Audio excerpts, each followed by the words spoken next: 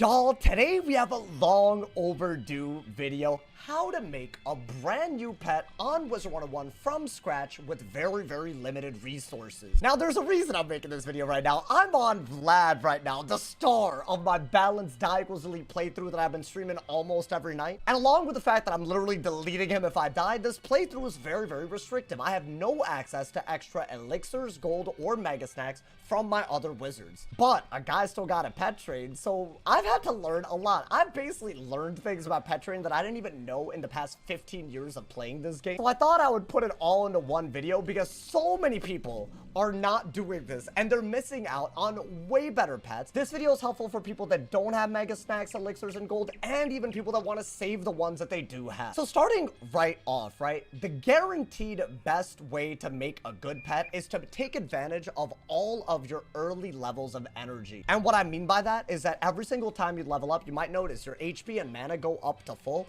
So does your energy. So the really important thing you want to do is get a pet that you could actually get very early so you could use that energy to train it ASAP. Now, a lot of people know about this energy refill thing, but a super limiting factor for them is gold, right? Kiosk hatches. If you're trying to hatch with a really good pet, you might not even have enough gold if you have 100k. But there's a super easy solution to this. I want to say right after Unicorn Way, you actually get a pet so you can actually train that up to adult. Even by questing, you'll get 4 XP at a time. You'll get that eventually, sometime around like level 15 or so. And at that point, you might think, oh, I only have like 15,000, maybe 20,000 gold. Maybe you've done really well. You have that little. I can't possibly train a pet. I can't hatch a pet. But guess what? You absolutely can. Now, this takes a little bit of searching, but what I did was find, for a balance anyways, a very cheap hatch in the kiosk as an adult for 7,500 gold. This is very cheap. And you might be wondering, what makes this hatch so special other than the fact that both of these are adults and make it so cheap? It's the fact that some people have gone out of their way to do this for the community. They've made pets with only commons for basically their little derby talent. And what this ends up doing is it actually lowers the pedigree of the pet and makes it extremely cheap to hatch with. So if you're a balance, I don't know who made this, shout out to you. But if you go to the Harmonic Quetzal pets, right, and just, you know, go to the left, you'll find a lot of pets, a lot of different bases for whatever you need. There's a good balance dealer proof one, right? There's a mighty armor breaker one in case you already have balance dealer and proof. And what's really cool about these pets are people that go out of their way to make really cheap kiosk hatches, very cheap, right? 7,500 by making the derby talents common. Most of them also have the numbers up too. It's very easy now for cheap to get your numbers up, so all your stats, like dealer will hit 10, proof will hit 10. You can get all those up and do it for cheap and do it mad early. Now, ideally, if you can get a hatch like that very early, we're talking between level 10 and 15. If you didn't know, all of your main storyline quests will actually give you 4 XP per completion. But also, every time you level up, you could also use whatever snacks you have to train so you don't waste any of that energy early on simply because you thought you couldn't afford a pet hat. I cannot stress how big of a deal this is. I'm only level 59 and I have made a double Maycast pet with spell proof and damage. Who knows what this will get at Mega, but this is miles better than any pet I've ever been able to make without Mega Snacks, without elixirs, without anything at all. The big catch is if you're not willing to spend crowns on Perros, there will be a timer every time you hatch. So you're going to want to do 1 hatch per day. You're going to want to get around 7,500 gold per day. A lot of this can be done through things like fishing, even farming various bosses for gear if you want to go that way. And if you want to speed it up even further, there's tons of ways to get Perros, including things like Pet Promenade. One of these rewards is a Perros, and even the PvP Battle Pass. If you do this on a bunch of characters, you can get them, right? You don't have to follow the restrictions I do, where I'm not giving myself elixir. There's a lot of ways to do this. Essentially, you can make a high number pet at a very low cost, as long as you search the right talents and find the right pet body. I want to say there's a pet like this for every single school in the kiosk. If you look hard enough, guaranteed the best way to do this is to do it early. Now, the pedigree thing, it's a major life hack. If you didn't know about it, hopefully you know about it now, these 7,500 gold things. There's one other catch other than the Perot thing, and that's that if you hatch with an adult pet, you'll get the cheapest outcome. Let's say I were to hatch with this pet, right? Maybe I still want to get dealer into the pool. I'm going to hatch with a dealer proof pet, right? While that is still going to be cheaper, the higher the age of your pet or the higher the age of the pet that you're hatching with, the more the cost will go up.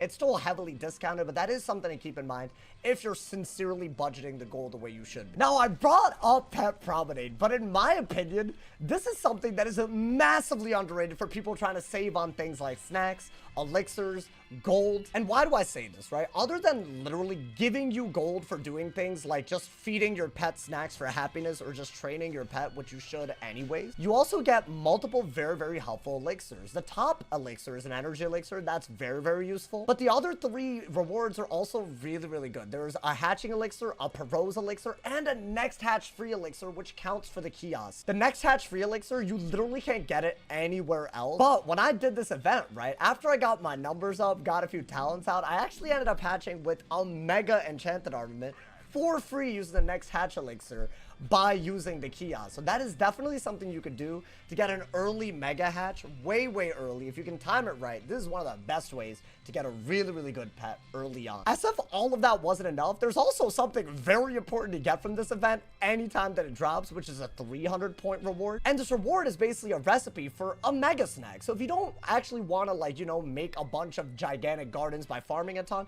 you can actually get this recipe. Every Pet Promenade drops a bunch of fortified cheese, but I want to say it's actually 4 cheeses per event.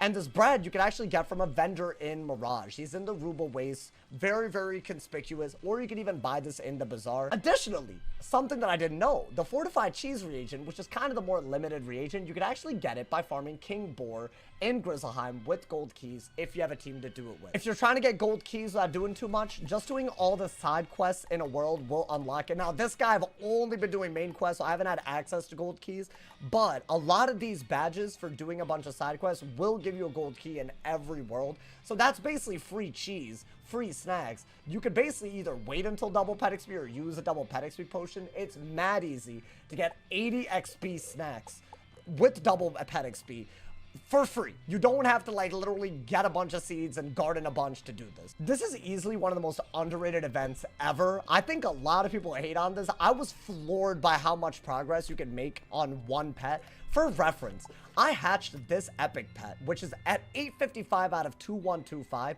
yesterday. In a day, I was able to get this all the way up. I was able to hatch for free with the mega pet, and all I had to do before this was hatch with some low pedigree pets so I could get some high numbers and decent talents in the pool already. Most of those talents weren't sticky, so I was able to make this relatively easily. Now, this is obviously not to say that you shouldn't get mega snack plants. In my opinion, these are very, very useful. Why do I say this? Because one mega snack, you can literally get to teen in 3 hatches. It's very, very easy to make bases, right? A lot of these people that made those low pedigree pets, guaranteed, they have a bunch of mega snack plants. If you want an easy way to farm these passively, I highly, highly recommend farming these mobs in Empyrea. This is how I got most of my mega snacks. Now, these drop couch potatoes, but they can also drop evil magma peas. Both of those are extremely, extremely good. Right now, there's like a double gardening thing. Every one of those seeds is giving me 2 mega snacks per elder harvest. I would do this if you're late game, right? I mean, a lot of this advice is for people that don't have any of the resources, but if you're a high level, you have access to Empyrea. It literally cannot hurt to do this and just farm a bunch, and that way you can kind of combine all of the things, right? When you level up, you train, maybe try to make bases with low pedigree pets, maybe use Pet Promenade to get a bunch of elixirs, extra resources. But I think when you combine all of this, you could easily do as much as anyone that just wails out and just buys everything that they need for this game. But yeah, y'all, I had to make this video because I was so surprised by like, you know, how different it feels to pet train when you have this info. And I don't know if this wizard is literally gonna survive or not, but a main reason why I've been able to survive so far is because I've been able to at least somewhat make pets, right? I've been able to make a double resist base, a balance heal, or spell-proof base, right? These are things that, let's say I wasn't going to delete this wizard, these bases would help me way down the line simply for using the pedigree method, taking advantage of Pet Promenade, and also just using double pet XP, which has been running all week, right? These simple things, without any extra strings attached, no elixirs, they can help you make a really good pet. Let me know if y'all knew about all these crazy-ass Pet Promenade elixirs, the pedigree method,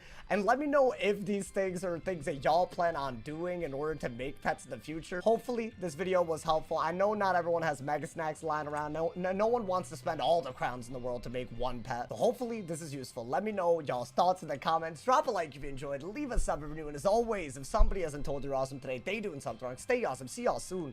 And yeah.